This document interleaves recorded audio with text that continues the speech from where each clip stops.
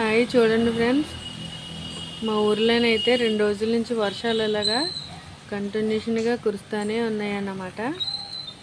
మీ ఊర్లో వర్షాలు కూడా ఇలాగనే ఉన్నాయా? సేమ్. అసలు ఇప్పుడు కొంచెం లైట్గా పడుతుంది అంతే.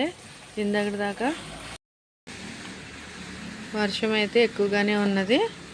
ఇలా ఉంటే మరి మనం బయటికి వెళ్ళే పరిస్థితులు అయితే లేదు కదా. వర్షం కంటిన్యూషన్గా వచ్చిన వాన వచ్చినట్టే ఉన్నది. అందరూ కూడా చాలా ఆరోగ్యాలు జాగ్రత్త. ఎవరో వర్షంలో తడవకండి. ఒకవేళ వర్షంలో వెళ్ళవలసిన పరిస్థితి వస్తే గనక రైన్ కోట్లు ఉంటాయి, గొడుగులు ఉంటాయి, ఇవన్నీ వేసుకుని జాగ్రత్తలు తీసుకుని వెళ్ళండి. ఎందుకంటే ఇప్పుడు జలుబులు చేసినా, దగ్గులు వచ్చినా, జ్వరాలు వచ్చినా త్వరగా తగ్గవు కదండి. చలికాలం కాబట్టి, వర్షాకాలం కాబట్టి అసలు ఇంట్లోనే చాలా చల్లగా ఉన్నదన్నమాట. అసలు ఫ్యాన్ కూడా వేసుకోవడానికి లేదు. చలి వచ్చేస్తుంది ఎక్కువగా. మరి ఎవరో తడవకూడదని నేనైతే అనుకుంటున్నాను. మరి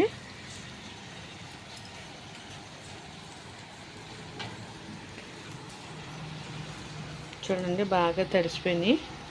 అయితే వర్షం బాగా వచ్చేస్తుంది అనేసి ఫ్లెక్సీ ఇలా కట్టుకున్నాం అనమాట అండి. వర్షం ఇలా జల్లులాగా కొట్టేస్తుంది ఎదరికి, అది రాకోకుండా ఫ్లెక్సీ ఇలాగా కట్టామన్నమాట.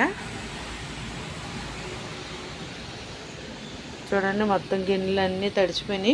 ఇక్కడ కూడా వర్షం ఎక్కువగా వచ్చేస్తుందండి బాగాని. మరి ఏం చేస్తాం, చూసారా మొత్తం తడిచిపోయినాయి. ఇదంతా ఓపెన్గా ఉంది కదండి. ఇక్కడ చూడండి, ఇదంతా ఓపెన్గా ఉంది కాబట్టి ఇటు మొత్తం వర్షం అంతా చాలా ఎక్కువగా వచ్చేస్తుంది. బాగా తడిసిపోతున్నాం.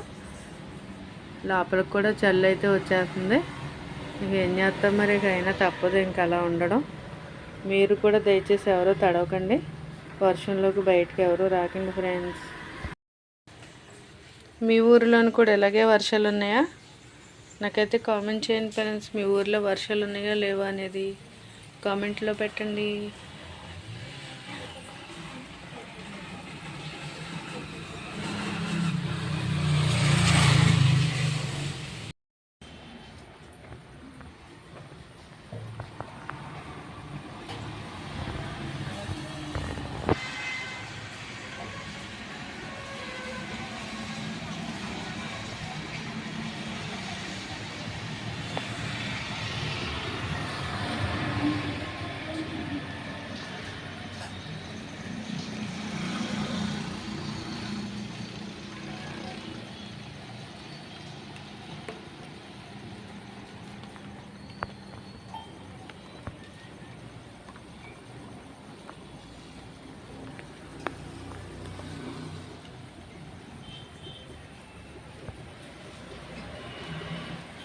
వర్షం కాబట్టి బయటకు రాకుండా మన ఆరోగ్యాలు మనకి కాపాడుకుందాం.